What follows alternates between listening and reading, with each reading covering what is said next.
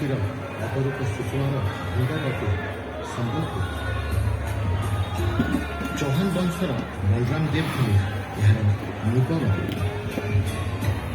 ଧନୁର୍ଦ୍ଧର ବୀର ଦିନେ ଯାଆନ୍ତି ମୃଗା ବିନୋଦୀ ଏକ ଆଚମ୍ବିତ କଥା ଦୃଶ୍ୟପଟେ ହେଲେ ଅବଗତ। କୁକୁରଙ୍କୁ ସଙ୍ଗେ ଧରି ରାଜା ଗଲେ କରିବାକୁ ଶିକାର।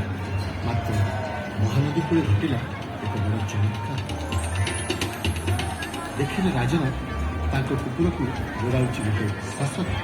ଦେଖି ଏହା ଆଚମ୍ବିତ ଦୃଶ୍ୟ ରାଜା ହେଲେ ହତବାକ୍। ମହାନଦୀ ବାମ ତଟେ ଥିଲା ଏକ ଶିମିଳି ଯେ ବୃକ୍ଷ ମୂଳେ ଅକସ୍ମାତ୍ ଶାସକ ହେଲେ ଅନ୍ତର୍ଦ୍ଧାନ। ଦେଖି ଚିନ୍ତାମଗ୍ନ ରାଜା ଶିରକୁ କଲେ ହସ୍ତ। ନିଦ୍ରା କାଳେ ଦେଖି ରାଜା ଏକ ଅଦ୍ଭୁତ ସ୍ୱପ୍ନ। ଉଜାଗର ହୋଇ ରାଜା ବସିଲେ ତୁରନ୍ତ ଦେବୀ ସମଲେଶ୍ୱରୀ ସ୍ମରଣ କରିଲେ, ନଦୀ ବକ୍ଷେ ରହିଅଛି ଭୂମଦ୍ୱାରା, ରହୁଛି ମୁଁ ଏବେ ତାହାରି ମଧ୍ୟ। ଶିମିଳି ବୃକ୍ଷ ମୂଳେ ମୋତେ କରଜ ସ୍ଥାପନ, ଏଥିପାଇଁ ମନ୍ଦିର ନିର୍ମାଣ କରନ୍ତି ରାଜା। ସ୍ୱପ୍ନାଦେଶ ଦେଇ ଦେବୀ ଅନ୍ତର୍ଦ୍ଧାନ ହେଲେ। ନିଦ୍ରା ତେଜି ଦେବୀଙ୍କୁ ଯେ ଭାବିଲେ ରାଜା। ଶିମିଳି ବୃକ୍ଷ ମୂଳେ ରାଜା ଦେବୀ ସମଲେଶ୍ୱରୀଙ୍କୁ କରିଲେ ସ୍ଥାପନ। ଶତାବ୍ଦୀ ଧରି ଦେବୀ ହୋଇଛନ୍ତି ସେଠାରେ ଆସନ। ସ୍ୱପ୍ନାଦେଶ ଅନୁରୂପ ରାଜା ଆରମ୍ଭରେ ମନ୍ଦିର ନିର୍ମାଣ। ମାତ୍ର ସମସ୍ତ ଉଦ୍ୟମ ତାଙ୍କ କୈଳାସପୂର୍ଣ୍ଣ।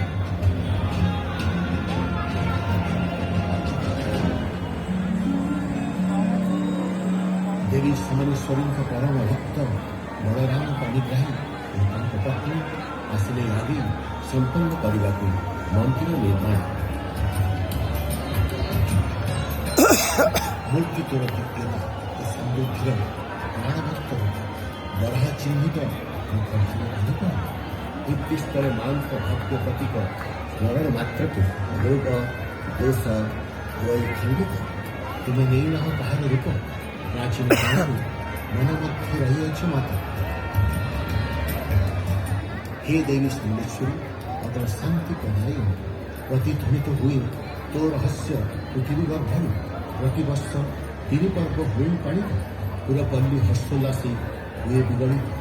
ହସ୍ତେ ଧରି ପୁଷ୍ପାଞ୍ଜଳି ସର୍ବପୁରବାସୀ, ମାଙ୍କ ପର୍ବରେ ମାତି ହୋଇଥାନ୍ତି ଖୁସି।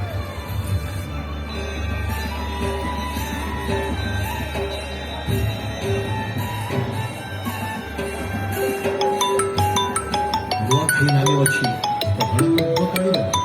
ଏହି ଉତ୍ସବ ଏକତ୍ରିତ ହୋଇଥାନ୍ତି ସବୁ କରି ନରଙ୍କ ଅର୍ପଣ। ଦେବୀ ସମଲେଶ୍ୱରୀଙ୍କ ଠାରେ ଆଶୀର୍ବାଦ ଲୋଡ଼ିଥାନ୍ତି ସମୃଦ୍ଧିରେ ଅଞ୍ଚଳ।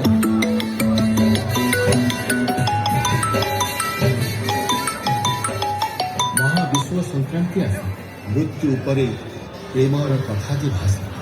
ସତୀ ସାବିତ୍ରୀଙ୍କ କଥା କରାଇ ସ୍ମରଣ, ବୈଶାଖ ଚୈତ୍ର ମାସରେ ଉତ୍ସବ ହୋଇ ପାଳନ।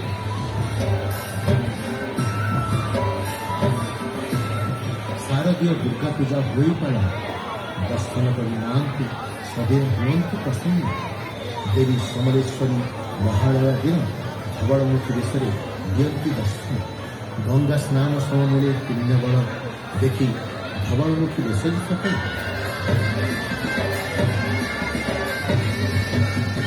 ମା ସମଲେଶ୍ୱରୀଙ୍କୁ ସ୍ମରଣ ମାତ୍ରକେ ଦୃଷ୍ଟପଟେ ଉଭା ହୋଇ ସମୃଦ୍ଧ ଇତିହାସ। ଜୟ ଜୟ ମା ସମଲେଶ୍ୱରୀ, ଜୟ କରିଥାଉ ମା ତୁ ସବୁ। ସମ୍ବଲପୁରରେ ରହିଛୁ ମା, ମା ଗୋ ସମଲେ, ଦୟା କ୍ଷମା ଦାତ୍ରୀ ମା ତୁ ଅତୁ ମହାନ।